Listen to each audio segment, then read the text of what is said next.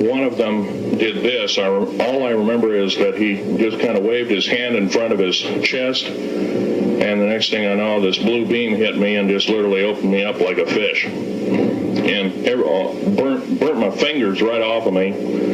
And it was some form of electrical force, because kind of like being hit by a lightning bolt, burned all my toenails off of me. Completely crispy crittered my left foot. Burnt the shoe right off of me. All I remember was the smoking remains, and I'm still conscious, but in and out of, didn't remember much. And there was a Green Beret that was right behind me that risked his life. In fact, he died. But he risked his life. He shoved me back in the dash and hit the button and took me up. And I wouldn't be alive talking to you today if it wasn't for him. I'm forever indebted. He lost his life. 66 Secret Service agents, Green Berets, Black Berets, crack troops lost their lives because the government, our United States government, lied, did not tell us anything about the alien threat. There's a war underneath there, and I'm talking dead serious. It's been going on since that time. Since late August of 1979, our military, the Russian military, basically the militaries of the world, have been in constant conflict with the outer space alien. The small gray, the large gray, the reptilians, the whole thing. There are 11 distinct races of aliens. 2 are benevolent. One had to leave here in a hurry because their world is under attack, both on the surface as well as underground. They're the Pleiadians.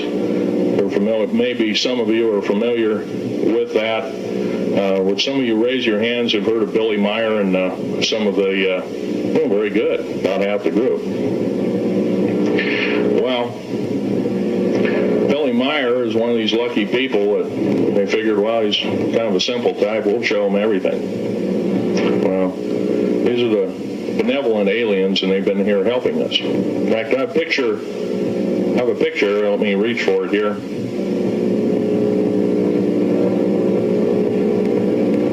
I have a picture of one of the aliens been working for the United States Pentagon for the last 58 years. His name is Valiant Thor. He's right here. There's my father in the background. This whole place, the ready room of the USS Eldridge, Al Bielek has probably explained, or maybe even shown you this picture. There's a list of some of the notable people in it. They're all the atomic bomb scientists of the day, all the time variant experimentalists of the day, all the top physicists of that particular day. This was in August of 1943. Now, this guy has not changed one iota in 58 years.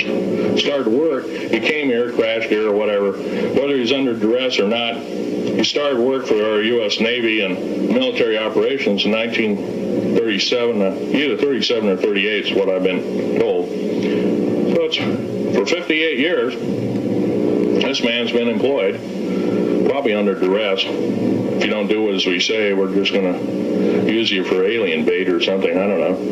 But anyway, he basically hasn't changed. He lives for 490 years, what he says his lifespan is. Now, he's supposedly a semi-benevolent, he's a human-looking type person. He has 6 fingers and 6 toes, and he's got one oversized heart, one lung, giant lung. His blood vessels are bigger. He's got copper oxide for blood, similar to an octopus. His brain capacity, 300 centimeters greater than ours. He has a thinking capacity, IQ, if you were to measure it, be totally off the scale, it'd be about a 1200 IQ. He speaks 100 languages fluently, alien as well as others. He's a remarkable person. I had a chance to meet him one time.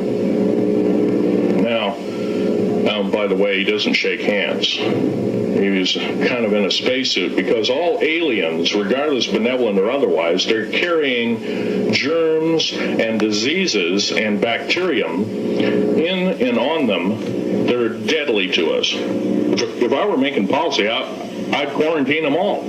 Because how do we not know that some of our diseases like AIDS, Ebola, hantavirus, and a few of these other weird designer diseases, as I call them, are not made from the cadavers of some of these aliens as a biological weapon to use against the people of the United States? Well, I'm a tired American speaking out.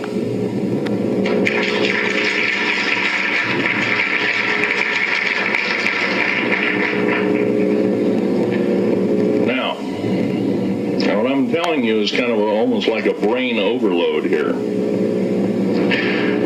Back in 1946, we set off a number, actually 4 atomic bomb tests at Bikini Atoll. It's a group of islands in the South Pacific. I have an original photograph here with original language on the photograph that shows there is a large alien spaceship off a wingtip of a United States aircraft. It was a drone aircraft right at the point where the bomb was beginning to show a neutron flash cloud. Here's the bomb going off. Here's the airplane tip here, and here is the alien spacecraft. Now, in 1947, questions later, please. In 1947, after Roswell debacle, our military got before the U.S. Senate. They were hauled before the U.S. Senate and says, what's going on here? Well, we didn't know anything about discs until this happened. It flopped in our backyard. Total lie. They lied to the U.S. Senate. They should have been prosecuted as traitors. Anybody lying to a United States Senator, or House of Representative, any Senator or House of Representative, person, President of the United States, Vice President, any cabinet member lying to the American public is a traitor and should be dealt with in an appropriate fashion. This is actual proof, positive, that this occurred in 1946. Now, the U.S. military knew all about flying discs, and flying disc technology as thoroughly early as 1933. Of course, remember the Germans did too, the Nazi Germans, Hitler and all their bunch of people.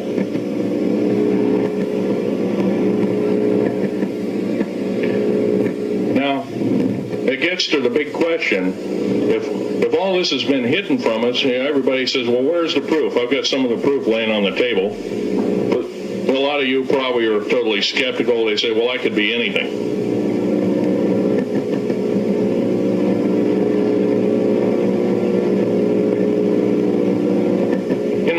Here, I have a piece of what's called corbamide. It's the heaviest element in the world. Element 140. This piece of material weighs 15 ounces. It's 3.5 times the weight of uranium. It cannot be made to emit gamma rays. It cannot be isotoped. It is totally stable. It is used in all stealth aircraft and all Phoenix-class submarines. When combined with other alien elements, it is impregnable. It cannot be melted with charged particle beam weapon.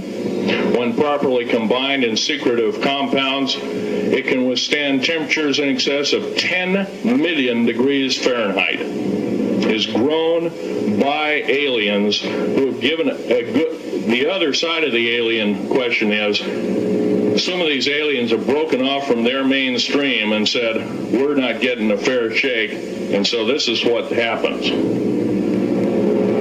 And I'm talking about the alien grays. Some of them broken away. They're talk about not being popular. This particular piece of metal is an amazing piece of technology. It's capable of being grown in 15 different crystal systems. Now, I'm a geologist, and I, prior to 15 or 20 years ago, knew of only 6 crystal systems. is actually 15 if you count all the alien metals. Now, this is only element 140. If you look at the local periodic table in your local library, it says 104. Somewhere down the line, we've been lied to and we've been cheated. What we have to do is we have to literally ask for the truth. If we cannot ask for the truth, we must demand the truth. We must take it before courts of law and common law systems, and we must demand it. If we cannot do this, our founding fathers told us the only thing left is to overthrow, to get the parasites out. I don't advocate overthrow, but it does look like this may be the only alternative.